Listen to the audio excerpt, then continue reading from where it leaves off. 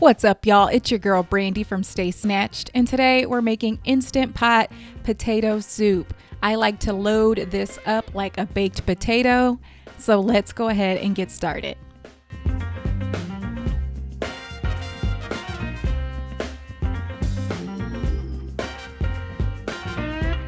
So first you want to take a teaspoon of olive oil and add it to your Instant Pot, along with 1/4 cup of chopped onions and 2 to 3 garlic cloves. You want to saute those until translucent and fragrant.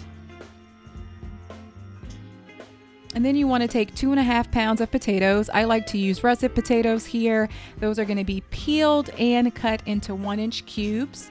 And then add in 1.5 cups of chicken broth. Then 1 teaspoon of Better Than Bouillon Chicken flavor. I love to use this, but it's totally optional. I think that it adds a really nice touch of flavor. And then you're gonna pressure cook that for 10 minutes on manual high pressure cooking with a quick release of steam.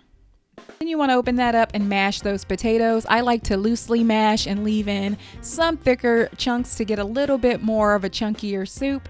Then you're going to add in 1 cup of milk. I like to use almond milk, 1 cup of sour cream or plain non-fat Greek yogurt, 1/4 cup of heavy whipping cream, 1/3 cup of shredded Parmesan cheese, 4 ounces of cream cheese, and salt and pepper. You're going to want to taste that repeatedly and continue to add salt until it meets your taste.